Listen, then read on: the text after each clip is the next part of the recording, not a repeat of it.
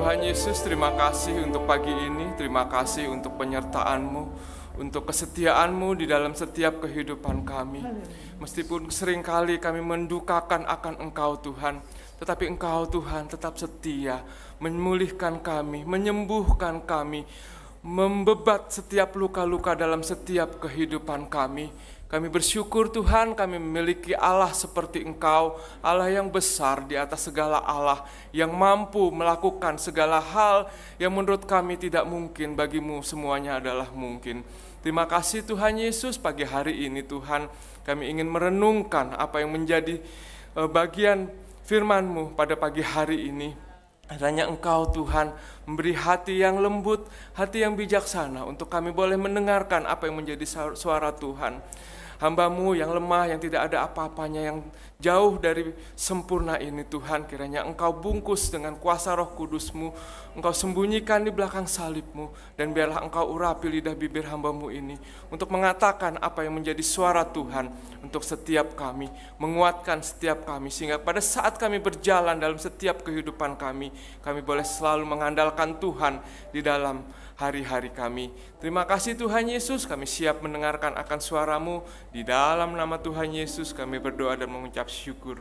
Amin. Silakan duduk.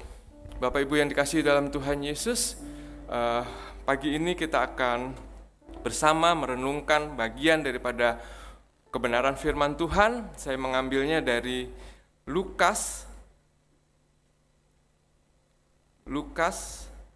pasal yang ke-7, ayat yang pertama sampai dengan yang ke-10, saya akan membacakannya bagi Bapak Ibu sekalian. Yesus menyembuhkan hamba seorang perwira di Kapernaum. Setelah Yesus selesai berbicara di depan orang banyak, masuklah ia ke Kapernaum. Di situ ada seorang perwira yang mempunyai seorang hamba yang sangat dihargainya. Hamba itu sedang sakit keras dan hampir mati. Ketika perwira itu mendengar tentang Yesus, ia menyuruh beberapa orang tua-tua Yahudi kepadanya untuk meminta supaya ia datang dan menyembuhkan hambanya. Mereka datang kepada Yesus dan dengan sangat mereka meminta pertolongannya, katanya, "Ia layak engkau tolong, sebab ia mengasihi bangsa kita dan dialah yang menanggung pembangunan rumah ibadat kami." Lalu Yesus pergi bersama-sama dengan mereka. Ketika ia tidak jauh lagi dari rumah perwira itu menyuruh sahabat-sahabatnya untuk mengatakan kepadanya, "Tuan, janganlah bersusah-susah, sebab aku tidak layak menerima Tuan di dalam rumahku. Sebab itu aku juga menganggap diriku tidak layak untuk datang kepadamu. Tetapi katakan saja sepatah kata, maka hambaku itu akan sembuh. Sebab aku sendiri seorang bawahan, dan di bawahku ada pula prajurit. Jika aku berkata kepada salah seorang prajurit itu, 'Pergi,' maka ia pergi, dan kepada seorang lagi, 'Datang,' maka ia datang. Ataupun kepada hambaku, 'Kerjakan ini,' maka ia mengerjakannya." Setelah Yesus mendengar perkataan itu, ia heran akan dia, dan sambil berpaling kepada orang banyak yang mengikuti dia, ia berkata, "Aku berkata kepadamu, iman sebesar ini tidak pernah aku jumpai sekalipun di antara orang Israel." Dan setelah orang-orang yang disuruh itu kembali ke rumah, didapatinya lah hamba itu telah sehat kembali. Bapak Ibu yang dikasihi Tuhan, cerita ini atau kisah ini terjadi di Kapernaum di bagian utara Danau Galilea setelah Tuhan Yesus berjalan berkhotbah di banyak tempat. Dan di sini kita melihat bahwa penulis Injil Matius menceritakan tentang seorang perwira Romawi yang tidak disebutkan namanya, yang kedapatan hambanya sedang sakit keras. Dan perwira ini menyuruh tua-tua untuk pergi kepada Yesus. Supaya apa? Supaya Tuhan Yesus menyembuhkan hambanya yang sedang sakit keras ini. Bapak Ibu yang dikasihi Tuhan, kalau kita melihat sejarahnya Romawi, mereka adalah bangsa yang menjajah yang sangat kejam. Jadi biasanya kalau didapati hambanya sedang sakit atau apa, biasanya dia akan didiamkan atau tidak diperdulikan. Karena dia hanya berpikir perang, menguasai wilayah, dan dia berkuasa. Nah Bapak Ibu yang dikasihi Tuhan, pada bagian ini kita melihat bahwa perwira tersebut dia memiliki pangkat yang cukup tinggi, tetapi dia memperhatikan hambanya yang sedang sakit. Suatu tindakan yang berbeda atau di luar dari kebiasaan orang Romawi. Dia mau memperhatikan hambanya yang saat itu sedang sakit. Kita melihat di sini bahwa perwira ini memiliki iman yang kuat, iman yang besar. Kalau kita perhatikan tadi di ayatnya yang ke-9, dan Tuhan Yesus mengatakan, iman sebesar ini dia tidak pernah dapati, dan dia adalah salah satu laki-laki dalam kitab ini yang dipuji Yesus. Mungkin hanya satu-satunya yang dipuji oleh Tuhan Yesus bahwa dia memiliki iman yang cukup besar. Bapak Ibu yang dikasihi Tuhan, kalau kita melihat lagi bahwa dia mendengar, dia percaya, dia yakin bahwa hambanya akan sembuh. Nah, kalau kita perhatikan lagi, minggu lalu kita melihat Abraham, dia percaya, dia lakukan karena Tuhan memerintahkan. Dan dia lakukan dengan imannya, maka dia lakukan. Tetapi perwira ini kita melihat, dia hanya mendengar dan dia tahu siapa Yesus. Dalam percakapan mungkin yang dia dapat dari banyak orang, dia percaya bahwa Yesus pasti mampu untuk bisa menyembuhkan hambanya. Dan Lukas menuliskan di sini suatu teladan bagi kita bahwa orang Romawi ini tidak seperti orang Romawi yang lainnya. Nah, Bapak Ibu yang dikasihi Tuhan, melalui pembacaan kita hari ini kita akan melihat, kita akan belajar beberapa bagian yang dicatat dari orang Romawi ini. Apa yang dia lakukan yang tentu bisa buat kita pelajari. Yang pertama adalah bahwa dia melakukan tindakan atau dia tidak diam. Respon dari percayanya dia, dari imannya dia melakukan suatu tindakan. Dia tidak diam, dia tidak cuek begitu saja, tetapi dia lakukan. Apa yang dia lakukan? Kita lihat di ayat yang pertama sampai yang ketiga. Setelah Yesus selesai berbicara di depan orang banyak itu, masuklah ia ke Kapernaum. Tapi perhatikan ayat yang ketiga. Ketika perwira itu mendengar tentang Yesus, dia mendengar, dia hanya mendengar. Pertanyaannya, dia hanya mendengar, apakah dia kenal siapa Yesus? Dia hanya mendengar dari banyak orang. Dia seorang perwira tentu punya bawahan-bawahan yang menceritakan siapa Yesus. Orang seperti apa Yesus. Dia melakukan apa di tengah-tengah bangsa itu. Jadi perwira ini mendengar, pada saat dia mendengar, dia melakukan suatu tindakan yang dia lakukan untuk hambanya ini bisa sembuh. Dengan cara apa? Dia menyuruh tua-tua itu pergi. Dan dia tidak menyuruh tua-tua itu pergi kepada dukun atau dewa-dewa orang Romawi. Tetapi dia mengambil tindakan yang tepat. Dia tahu dengan persis, dengan jelas siapa yang mampu dan bisa menyembuhkan hambanya itu. Dia mengambil keputusan yang tepat pada saat itu. Tidak sembrono. Dia yakin banget bahwa dia pasti sembuh. Dan perwira ini memerintahkan untuk para tua-tua itu pergi dan menyampaikan bahwa hambanya orang Romawi ini sedang sakit. Kalau kita perhatikan pada ayat yang lainnya, dia katakan bahwa ayat 4 di bagian yang B, atau mungkin saya bacakan, mereka datang kepada Yesus dan dengan sangat mereka meminta pertolongannya, katanya, ia layak engkau tolong sebab ia mengasihi bangsa kita dan dialah yang menanggung pembangunan rumah ibadat kami. Kalau kita lihat di sini, bangsa Romawi, bangsa yang tidak mengenal Tuhan, tapi dia mau mengeluarkan uangnya, dia mau mengeluarkan apa yang dia punya untuk rumah ibadat. Artinya apa? Dia mau peduli, dia mau hambanya, orang-orang yang ikut dia bisa berjalan, beribadah kepada Tuhan.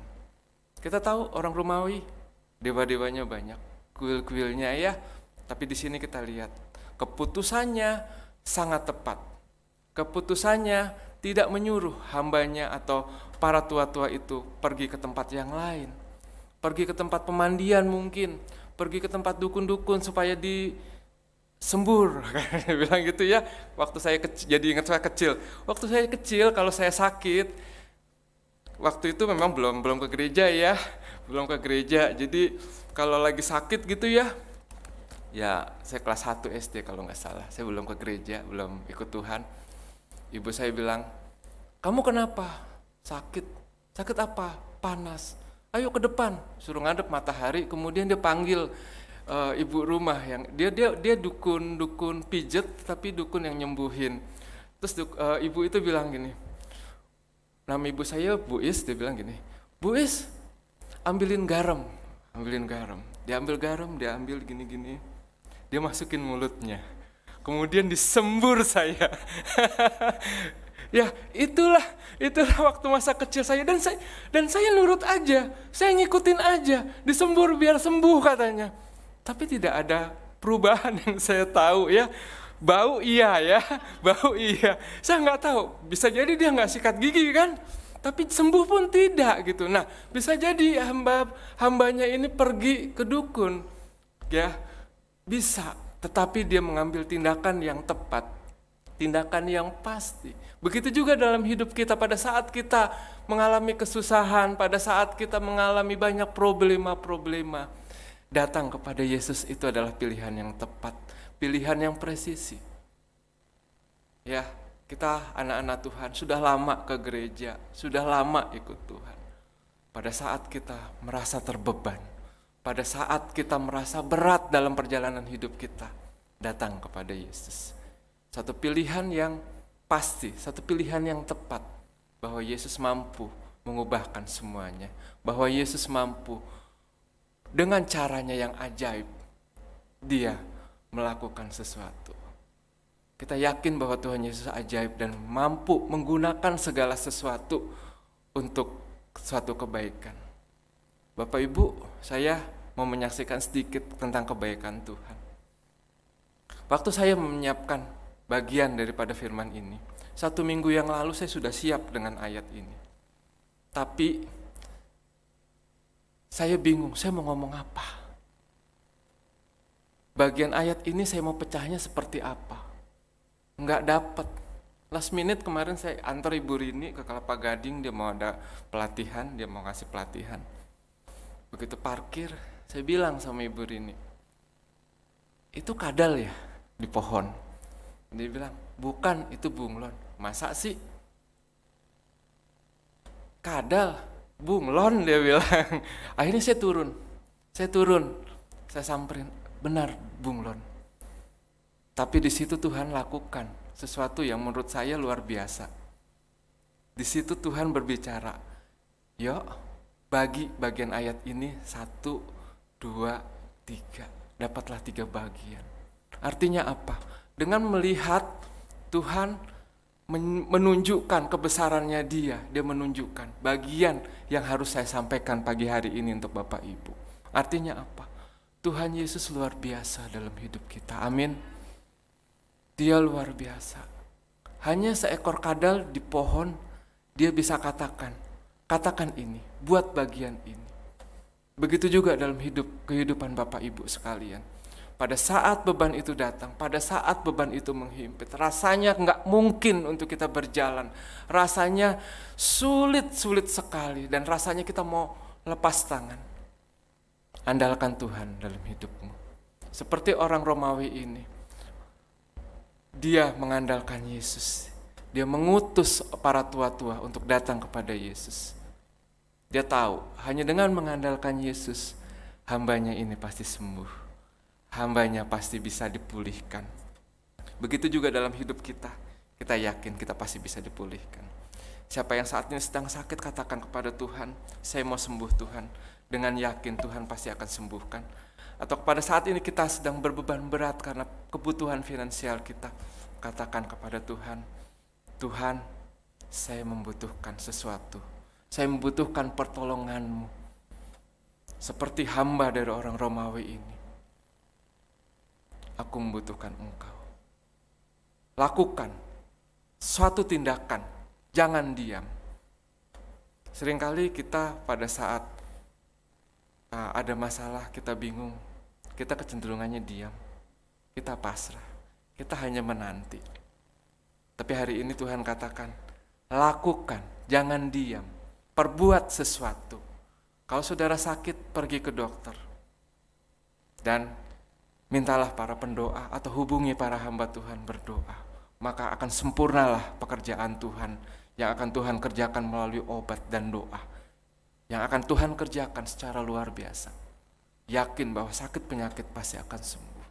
Demikian juga dengan kebutuhan-kebutuhan finansial. Katakan kepada Tuhan dan berdoalah. Jangan hanya berdiam. Kita yakin waktunya Tuhan akan menjawab. Dan teruslah bertekun. Seringkali kita maunya instan kayak Indomie. Pada saat kita bicara, begitu amin, begitu terjadi. Bertekunlah dan lakukan terus. Katakan kepada Tuhan dan berdoa. Dia pasti akan kerjakan itu buat kita. Lakukan. Jangan diam. Kerjakan. Berdoalah, maka Tuhan akan kerjakan. Bagian yang kedua, bahwa orang Romawi ini, dia adalah orang yang rendah hati. Bapak Ibu, pada saat kita mengalami masalah, pada saat kita berbeban berat, kebayang gak kalau kita sombong di hadapan Tuhan? Kira-kira Tuhan mau jawab gak? Tentu tidak. Kita membutuhkan kerendahan hati yang begitu dalam untuk mengatakan semuanya kepada Tuhan. Perwira Romawi ini sangat rendah hati. Dia tahu siapa dirinya. Dia tahu bagaimana kondisinya dia. Meskipun dia seorang perwira yang dihormati, seorang perwira yang dihargai, dia ngomong apa juga orang jalan. Dia bilang perintahkan sesuatu, orang pasti akan kerjakan. Tetapi dengan kerendahan hatinya dia katakan bahwa ia tidak layak. Ia tidak ada apa-apanya. Bahkan dia menyuruh temannya untuk mengatakan, Tuhan atau Tuan, gak usah bersusah-susah datang ke rumahku. Gak usah repot-repot. Katakan saja, maka hambaku itu akan sembuh. Perwira ini yakin dengan imannya. Hanya satu kata atau hanya katakan sesuatu, maka dia akan sembuh. Dan kita sebagai anak Tuhan, tentunya kita harus yakin. Karena kita tahu Tuhan kita adalah Tuhan yang besar, Tuhan yang mampu berbuat apapun.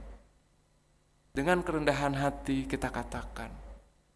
Seringkali kita mengalami banyak hal dan dalam keterbatasan kita, dalam keberdosaan kita, ketidaklayakan kita. Karena masalah kita datang kepada Tuhan, tapi kita tidak pernah merendahkan hati kita di hadapan Tuhan. Pertanyaannya, apakah Tuhan akan menjawab? Justru disitulah kita dihalangi oleh dosa-dosa kita. Dengan harga diri kita yang terlalu tinggi. Di hadapan Tuhan kita tidak merendahkan diri. Seringkali kita atau saya mungkin melayani Tuhan. Saya mungkin berpikir dengan melayani Tuhan, saya layak di hadapan Tuhan. Saya diperkenan Tuhan. Mungkin, tapi bagi Tuhan belum tentu itu mungkin, belum tentu itu layak. Sebagai pelayan, jadilah pelayan. Saya sering kali bilang ke anak-anak, kalau kamu melayani Tuhan, jadilah seorang hamba yang melayani. Benar-benar menjadi hamba. Jangan pernah mengeluh kamu menjadi hamba. Waktu kamu disuruh ngiringin musik, ngiringin lagu, jadilah pemain musik yang baik. Jadilah hamba yang menurut. Dan saya berusaha meneladani kehidupan itu kepada mereka. Jadilah hamba. Jangan mengeluh, jangan protes pada saat orang lain bicara. Mungkin pada saat saya bicara ada orang yang, dia lagi nih. Perasaan baru minggu lalu, ya gitu. Seorang hamba harus menerima, harus merendahkan dirinya, apapun itu. Seorang hamba bukan minta dihormati, tetapi seorang hamba adalah orang yang melayani. Itu yang saya tekankan ke anak-anak saya.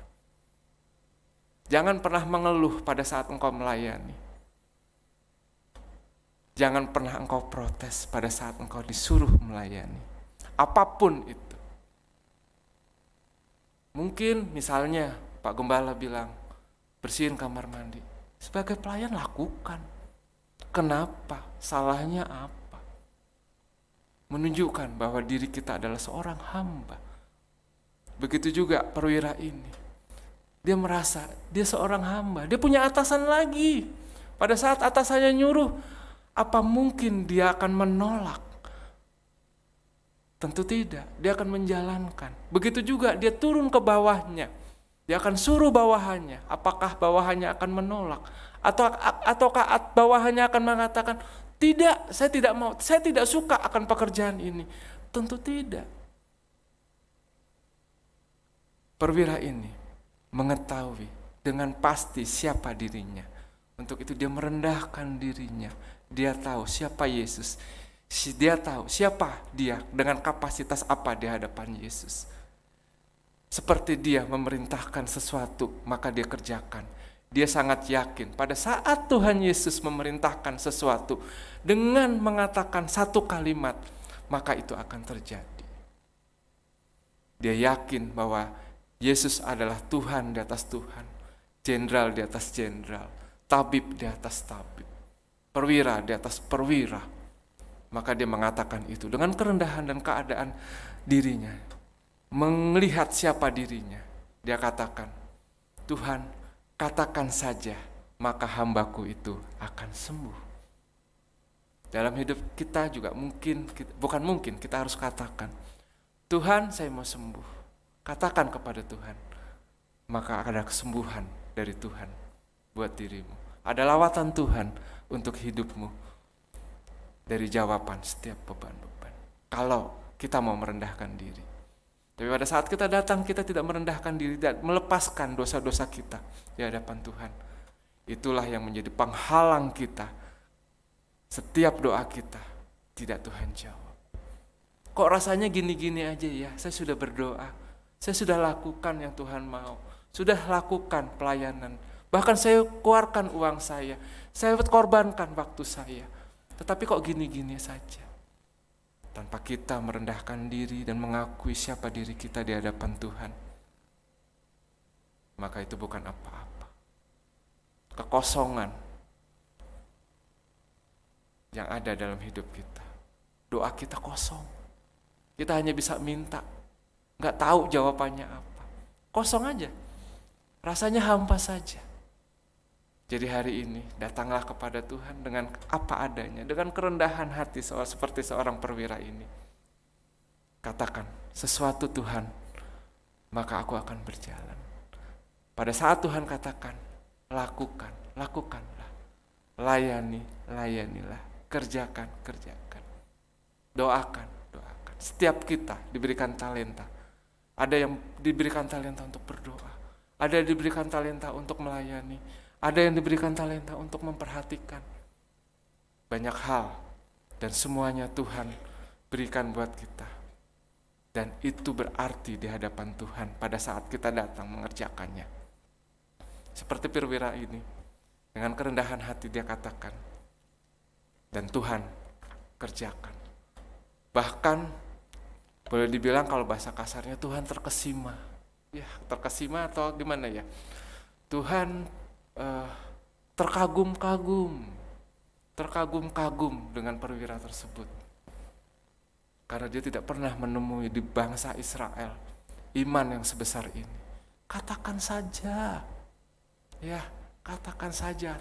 Tik, maka dia sembuh. Ya. Dalam setiap pengharapan kita bisa bilang, Tuhan katakan saya sembuh, maka akan sembuh buat saya. Katakan pulih, maka akan pulih buat saya. Amin. Baik, saya akan lanjutkan. Pada bagian ketiga, bahwa perwira ini memiliki iman yang besar kepada Yesus. Kita perhatikan di ayat yang ke-6 sampai yang ke-9b. Lalu Yesus pergi bersama-sama dengan mereka ketika ia tidak jauh lagi dari rumah perwira itu. Perwira itu menyuruh sahabat-sahabatnya untuk mengatakan kepadanya, Tuhan, janganlah bersusah-susah sebab aku tidak layak menerima Tuhan di dalam rumahku. Sebab itu aku juga menganggap diriku tidak layak untuk datang kepadamu, tetapi katakan saja sepatah kata, maka hambaku itu akan sembuh. Sebab aku sendiri seorang bawahan dan di bawahku ada pula prajurit. Jika aku berkata kepada salah satu prajurit itu, pergi, maka ia akan pergi, dan kepada seorang lagi datang, maka ia datang. Ataupun kepada hambaku, kerjakanlah ini, maka ia akan mengerjakannya. Setelah Yesus mendengar perkataan itu, ia heran akan dia. Dan sambil berpaling kepada orang banyak yang mengikuti dia, ia berkata, aku berkata kepadamu, iman sebesar ini tidak pernah aku jumpai sekalipun di antara orang Israel. Bapak Ibu yang dikasihi Tuhan, Tuhan Yesus terkesima dengan ini semuanya. Sebuah keyakinan iman yang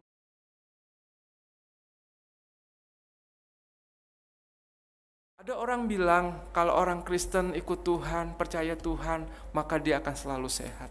Atau ada orang bilang kalau orang Kristen itu nggak boleh sakit. Ya, hati-hati Bapak Ibu, bisa jadi itu adalah penyesatan. Siapa bilang orang Kristen nggak bisa sakit? Siapa bilang orang Kristen harus sehat terus? Pada kondisi tertentu orang Kristen juga bisa sakit. Orang Kristen boleh sakit. Boleh nggak sakit? Boleh, waktunya sakit, ketularan. Siapa yang bisa menolak? Ya. Tapi kalau ada orang bilang bahwa orang Kristen, orang percaya, nggak boleh sakit, hati-hati, ya, hati-hati, ya. Nah, di sini kita ngelihat apa yang dilihat oleh perwira itu di dalam diri Yesus. Perwira itu dengan mata imannya melihat Yesus adalah jenderal. Tadi saya bilang jenderal segala jenderal, jenderal besar, agung, dan Allah yang agung buat dirinya. Maka tidak ada yang mustahil Tuhan Yesus akan kerjakan buat dia. Dia berkuasa mutlak atas segala sakit penyakit, atas hidup dan matinya orang, atas apapun Yesus perintahkan pasti terjadi. Tanpa dibatasi waktu dan ruang, tanpa dia harus menjamah, tanpa dia harus melakukan sesuatu, itu bisa sembuh. Nah, kenyataan rohani ini tidak bisa dilihat oleh orang Israel, dan perwira itu percaya otoritas dari Yesus atas penyakit tersebut, ya, atas malaikat, atas orang yang pergi menolong orang sakit. Dan otoritas itu dipegang oleh perwira tadi. Seperti perwira tadi memiliki otoritas untuk memerintah, dia yakin bahwa Tuhan Yesus memiliki otoritas untuk memerintahkan sesuatu. Itu iman yang besar. Pada saat kita berjalan dalam hidup kita, kita yakin bahwa ada kesembuhan. Itulah iman kita. Iman yang membawa kepada suatu perubahan, iman yang membawa kepada suatu keinginan, harapan, jawaban daripada Tuhan. Ya, dengan iman Tuhan Yesus pasti kerjakan. Dengan iman kita mengatakan Tuhan pasti akan beri. Di sini kita melihat begitu luar biasa dia lakukan. Dia percaya begitu hanya dengan mendengar Tuhan Yesus pasti bisa sembuhkan, dia suruh orang. Kalau nggak ada iman dia nggak akan lakukan. Nggak ada iman dia nggak akan perintahkan orang. Nggak ada iman hambanya mungkin nggak akan sembuh. Begitu juga dalam hidup kita, nggak ada iman kita berdoa nggak ada gunanya. Nggak akan ada pemulihan. Ya, di manakah iman kita?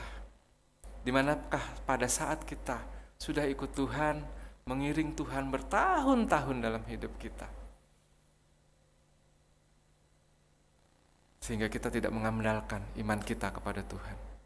Andalkan, sehingga kita masih mampu melihat betapa Tuhan mampu mengerjakan pekerjaan ajaib. Ada mukjizat yang Tuhan akan kerjakan. Orang sering pikir mukjizat itu Tuhan kerjakan di zamannya. Oh, salah, saudara. Sampai saat ini Tuhan mampu mengerjakannya. Tuhan mampu memberikan mukjizat yang menurut kita rasanya nggak mungkin. Itu bisa Tuhan kerjakan. Apa sih yang nggak mungkin buat Tuhan? Semuanya mungkin. Perbesar kapasitas kita dengan pengertian kita kepada Tuhan, maka iman kita akan menjadi kuat. Iman kita akan menjadi lebih baik. Bisakah kita berdoa pada saat kita menghadapi sesuatu, kita katakan, Tuhan, apapun yang kau perintahkan, sekalipun satu kata saja, aku percaya itu yang terbaik bagiku. Aku tunduk akan otoritasmu dalam hidupku, seperti seorang tentara yang taat kepada komandannya. Karena engkaulah Tuhanku, penguasa di dalam hidupku, engkaulah Tuhan penebusku, engkaulah Tuhan yang membeli lunas dari budak iblis dengan darahmu yang suci. Bisakah kita mengatakan itu? Itulah iman, maka Tuhan akan kerjakan. Percaya, Tuhan akan lakukan. Sebagai catatan, bagaimana kita mengukur besar kecilnya iman kita? Kalau kita melihat Ibrani 11 ayat 1 dikatakan, iman adalah dasar dari segala sesuatu yang kita harapkan dan bukti dari segala sesuatu yang tidak kita lihat. Iman tidak bisa kita lihat dari seseorang, tapi kita bisa berjalan dengan iman, percaya kita. Kalau kita ada di sebelah kita, kita merasa kita beriman. Kita tengok kiri atau kanan kita bisa lihat nggak bahwa dia beriman? Tidak bisa, ya nggak bisa.